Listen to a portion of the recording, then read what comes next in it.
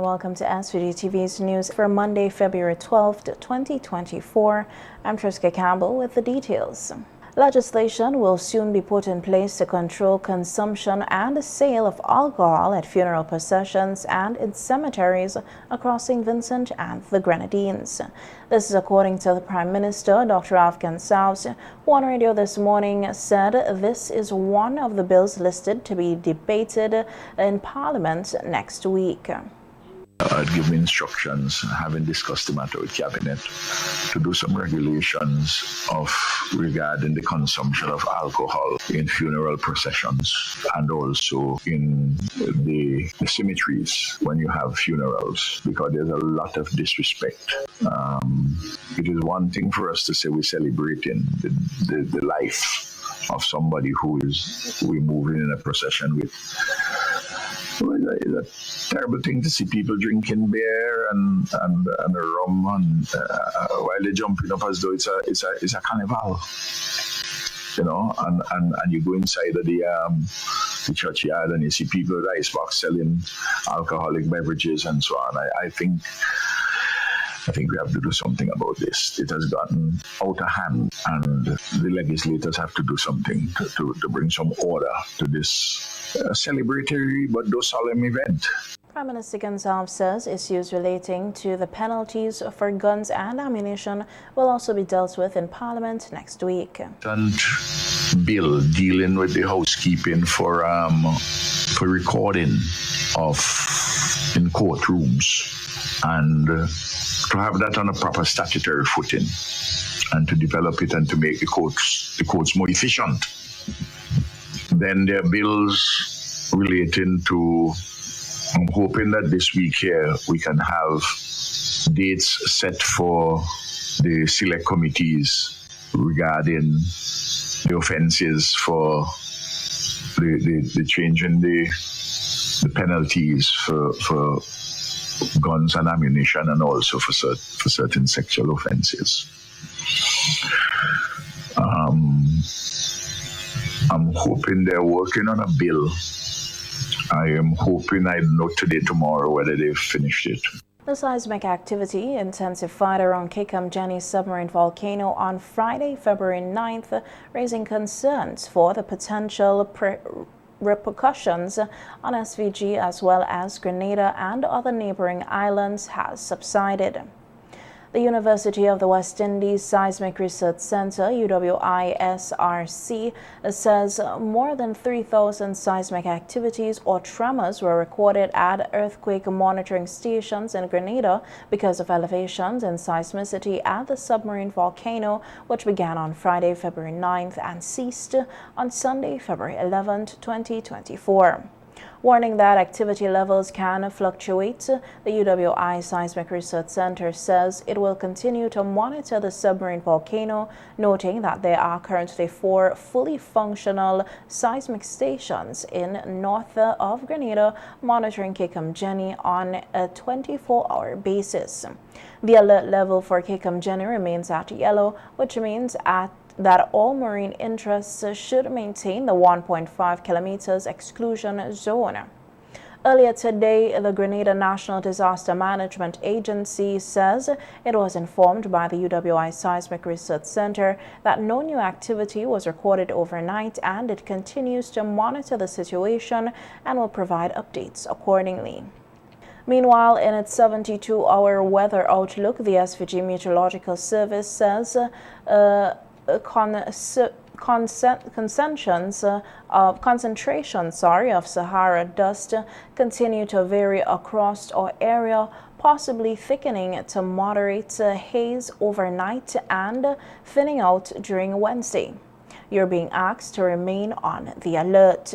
The SVG Met Services says slight haze is expected across our islands during Thursday and on the southwestern edge of the Atlantic high pressure system. Isolated showers are likely across St. Vincent and the Grenadines as low-level clouds cross our islands.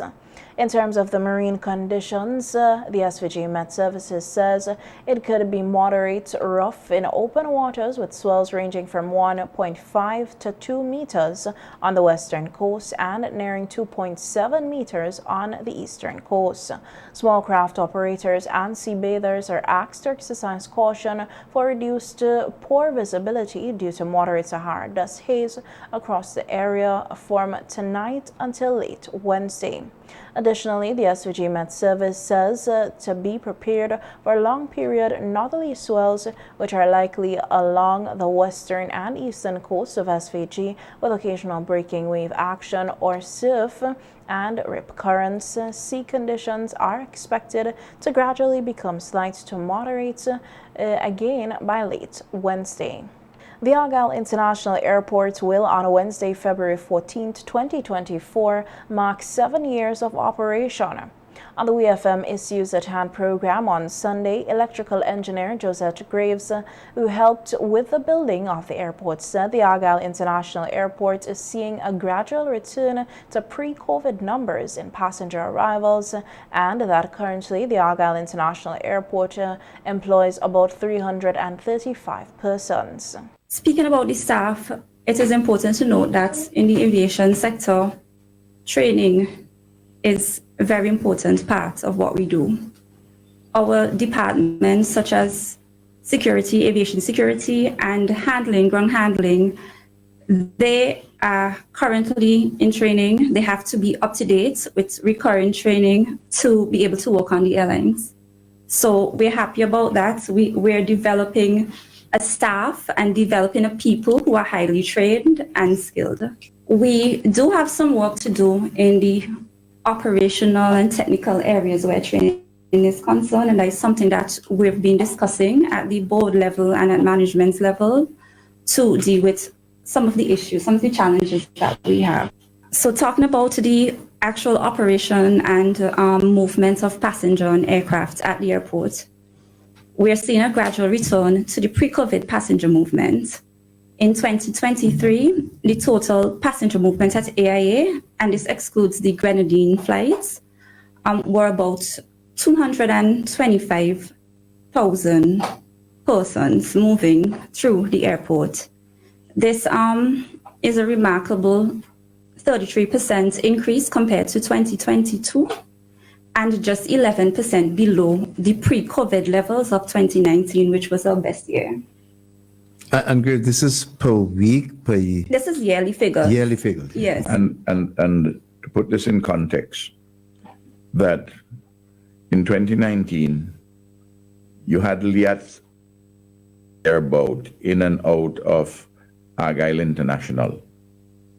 And the regional traffic now is just 1/3 of what it was at the time of Liat. So that these numbers are heavily skewed to extra-regional numbers. On the solar farm at the Argyle International Airport, Graves says it has been serving the airport well and with its operation.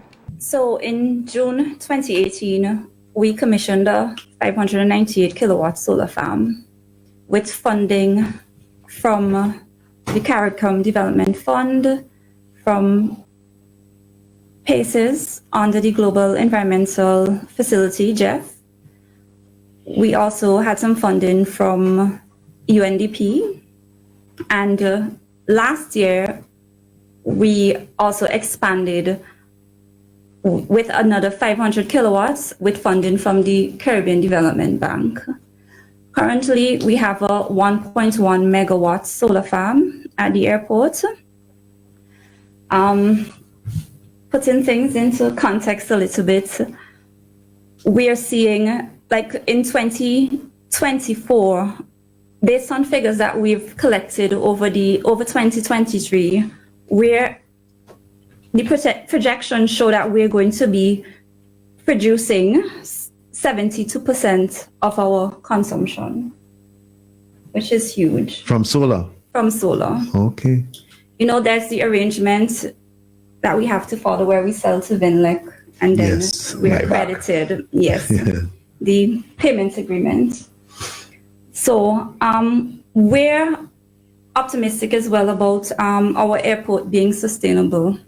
And we're putting every effort into ensuring that we reduce the consumption costs and increase our solar capabilities. We're constantly looking for opportunities where funding is concerned to add more solar, and the ultimate goal is to net zero. Right? So it's just So you're saying, Grace, that your goal is to not involve in basically. well, we have to. They have to involve. They have to involve Inlec. They have to involve Inlec because remember, well, Josette could explain better than any of us here. Yes. But you have nighttime. That's true. When there's no sun. On the maintenance challenges being faced at the airport, including the air bridges, Graves says, given the location of the Argyle International Airport, which is close to the sea, there is a challenge with sea blast requiring constant maintenance work on the equipment, including the air bridges, one of which is currently down. We have most of our maintenance issues, I would say, is related to corrosion from the sea blast. We have programs in place to try to prevent and treat and clean repainting constantly. Well, what happened with the bridge is that they're the hydraulic cylinders which are responsible for raising and lowering the bridge. Don't go too technical. Okay. but yes. Basically, they had some signs of corrosion. Yes. And they were constantly, the corrosion, the abrasiveness of the cylinder was causing the hydraulic seals to burst constantly. Okay. So we had to remove them. We attempted to repair them in Trinidad, but the costs were higher than having them replaced with new ones. So they're paid for, they're ordered, and by the end of this month, they would be on the ground and would be installed. End of February. End of February. Okay. That's good. Very good. And more importantly, there's a strategy going forward for preventing that happening again. I was about to ask I think that's more important because without getting too technical, as Josette mentioned, the hydraulics is like a piston, right? So there's a strategy which will ensure that seal never has to go over a corroded band, Okay. as it were. So, it's a work in progress, and we will get better as we go along. The Argyle International Airport is the largest capital project to be undertaken in this country's history by the ruling Unity Labour Party administration. Leader of the opposition New Democratic Party, Dr. Godwin Friday, is making it clear that they are not against Sandals resorts operating here in St. Vincent and the Grenadines. However, he says operation must bring benefits to the people of SVG.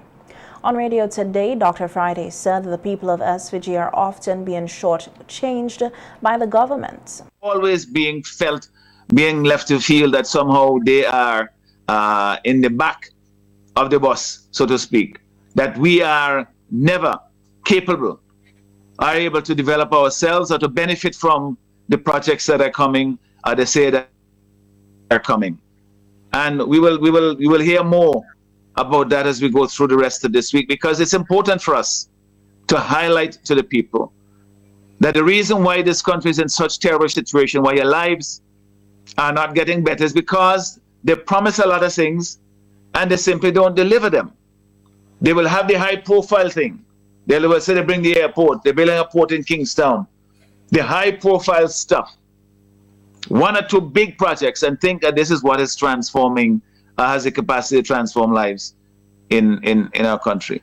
And then you have the private sector development like the Sandals Hotel, which I heard a caller earlier on was saying Sandals on the ground. So the point is that we have to make sure that we benefit as much as we can from having this major hotel chain, having a large hotel establishment here in St. Vincent and the Grenadines. And the way you benefit from that is by having linkages with the new hotel that's coming. In terms of employment, that we have employment for our people, not just in the lowest paid jobs or the bottom of the employment ladder or the salary scale, but people who are put in positions to go up the ladder to middle management, higher upper management, do the skill jobs in the kitchen and chefs and so forth, and being really an integral part of the development of this major tourism facility. Dr. Friday said with a development such as Sandals, the government should ensure that the best arrangements are negotiated to benefit the citizens. Don't know what is in the agreement that the government made with Sandals. What is in the agreement that the government made with Sandals? We don't know what's in that, and we have to hold them accountable by telling them that this is something that we must be able to know as a people, because we made concessions. Sure. We gave things in return for this development to come. And so if we don't hold the government accountable, we will be essentially just telling them, well, do whatever the hell you want, whether people benefit or not, then they do. If they don't, they don't. That is not what we want to see happen here. And, it's quite a sad state of affairs that you have this major development taking place and people are looking on the sidelines and asking ourselves, how are we going to get a piece of the action? How are we going to benefit from it? I mean, it was an extraordinary statement for the Prime Minister to say that Sandals is not going to be buying from the individual farmers or individual fishermen. And where is the government in all of it? How have they helped to prepare the farmers and the fishers to be able to take advantage of the opportunity that has come? They told us in as recently as the last budget address by the Minister of Finance, he said to the people that tourism, the hotels are coming, there's tourism opportunities that are coming online, and this will bring opportunities for our people. Well, where are those opportunities? If you are saying that in one of the most important aspects of this development, where you supply to the tourism entity, to the hotel, let's put it as people understand it, that if you're not in some sort of a big entity, I don't know what exactly that this means. Does this mean then that the local fishermen, they have to sell to somebody and then they will then sell to Sandals? They have to be a middleman, which means they're getting very little? Is it the same thing with the farmers? I mean, how come other hotels buy from farmers? Sandals Resorts at Buckaman Bay is expected to commence operation in March this year. Minister of Education Curtis King was among 5 Eastern Caribbean ministers who represented the region at the recently held ministerial meeting of education in Santiago, Chile.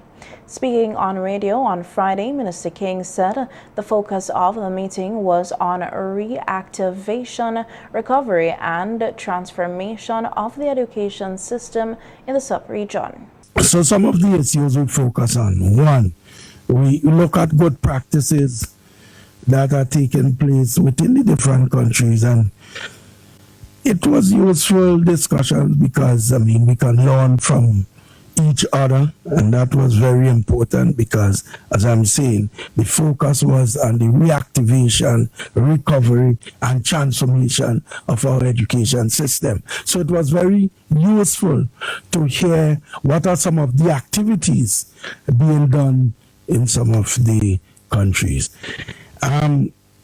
We also identified and discussed basic guidelines to develop what was referred to as a regional framework for the implementation of public policies for the same educational reactivation, recovery, and transformation. Minister King said the meeting also looked at the establishment of a mechanism for the exchange of experiences at the regional level with the implementation of public policies. Sometimes we tend to think that we are so far behind, but believe me, we can hold our own out there. Because when I look at some of the initiatives, for example, that are being implemented in other countries, they are similar to ours, and it was easy for me to identify with these initiatives and to speak with confidence on these issues. Immediately, the issue of the educational management information system comes to mind, and I listen to what is happening in some of the countries with respect to this. And by the way, some countries like us are only now implementing such a system. The Major Crimes Unit of the Royal St. Vincent and the Grenadines Police Force is investigating a shooting incident today which resulted in the death of Ian Orlando Brown, aka Dog, a 45-year-old mason of Old Montrose. The police say Brown was accosted and shot by an unknown assailant at about 6:40 a.m. in the vicinity of Greg's Auto Rentals, Old Montrose, approximately 200 feet from his home. He was reportedly on his way to work in Camden Park at the time of the tragic incident. A news release from the police says a party of officers who were on patrol duties in the district were alert of the incident and promptly responded and secured the scene. Brown was transported to the Milton Cato Memorial Hospital by the police for treatment, where he was later pronounced deceased by a medical practitioner. The police say the crime scene was processed by the crime scene unit and items of evidential value were collected. A post-mortem examination is expected to be carried out on the body to ascertain the exact cause of death. The Royal St. Vincent and the Grenadines Police Force extends condolences to all who are negatively affected by the incident and is encouraging anyone with information that can assist the police with the investigation to contact the Major Crimes Unit at 457-1211, extension 4816, police emergency at 911 or 999, or any police station or police officer you're comfortable speaking with. The police say any information received would be treated confidentially. Meanwhile, the Royal St. Vincent and the Grenadines Police Force is reminding the public that a national firearms gun amnesty will come into effect on Friday, March 1st, 2024 for 90 days and will conclude on Friday, 31st May, 2024.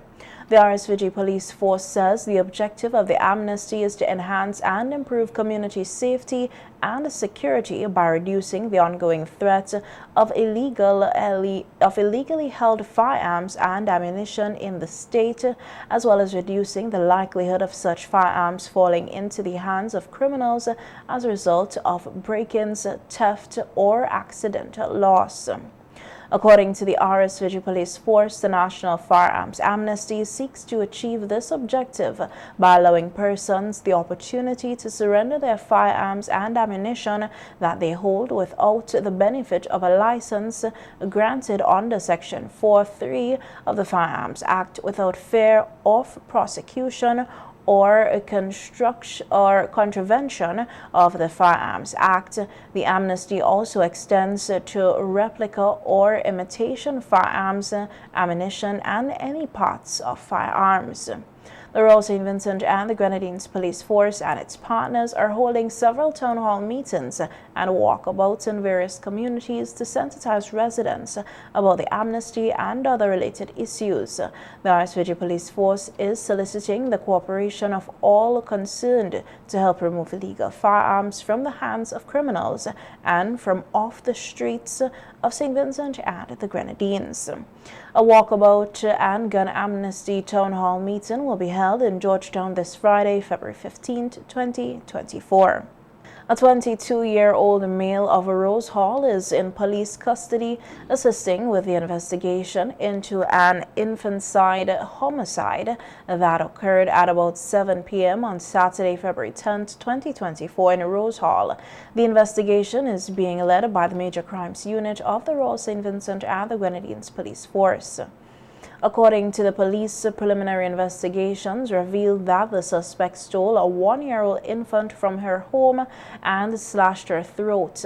The infant's body was later discovered about 51 yards away from her home and pronounced deceased by a medical practitioner. The suspect is a close relative of the deceased. The police say the crime scene was processed by the crime scene unit and items of evidential value were collected, including the alleged instrument that was used to commit the offense. A post-mortem examination is expected to be carried out on the body of the child to ascertain the exact cause of death. The Royal St. Vincent and the Grenadines Police Force extends condolences to all who are negatively affected by the incident and is also encouraging anyone with information that can assist with the investigation to contact the Major Crimes Unit at 457-1211 extension 4816 or Police Emergency at 911 or 999 or any police station or police officer you're comfortable speaking with. On radio this morning, Prime Minister Dr. Alf Gonsalves said the incident in Rose Hall has left him restless, in pain and anguished. Prime Minister Gonsalves says he visited the family of the baby on Sunday and they are devastated by the terrible incident. I went and see the 19-year-old mother, Jonessa, Jonisha, Samuel. I saw her mother too, her auntie. I went by the house.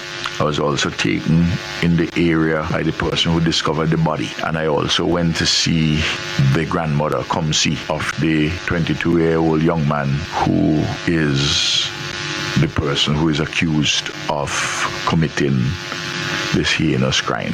I went to see both sides. It's basically one family. It's just terrible. I'm trying to ask a lot of questions, some on which I got some answers, some I didn't get any answers.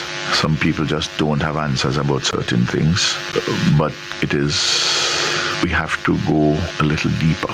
But it's a shock to my system. The Prime Minister says while the legal system will take its course in the matter, the government of SVG will provide other support to the affected family and members and other people in Rose Hall.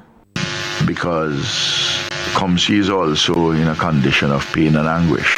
Although not talk about the mother of the child, I mean, she is devastated. And so to the grandmother and the whole of Rose Hall. I saw so many people. People turned out. They heard that I was coming. They came in the area. And we have to try beyond the immediate issue. The legal system will take its course. But there are a lot of things which have to be done to provide supports for the family. The families involved, both sides, all sides, and more broadly within the community of Rose Hall, because people are really shocked and traumatized by this. I'm making arrangements to see some to come and see me later in the week, but the Ministry of National Mobilization this morning, I'm sure they're already on top of it, but I will talk to the minister and I'll talk to the permanent secretary when I get in. In other police news, the Criminal Investigations Department, the CID of the Royal St. Vincent and the Grenadines Police Force, is seeking the assistance of the public in identifying and locating a person of interest who is wanted for questioning in connection with a criminal matter. Anyone who can identify the male suspect in this video wearing a red cap, a blue jersey and a face mask is asked to call the police emergency at 911 or 999 or contact the Criminal Investigations Department at 457-1211 extension 4837 or any police station or police officer you're comfortable speaking with. The police say all information received would be dealt with confidentially.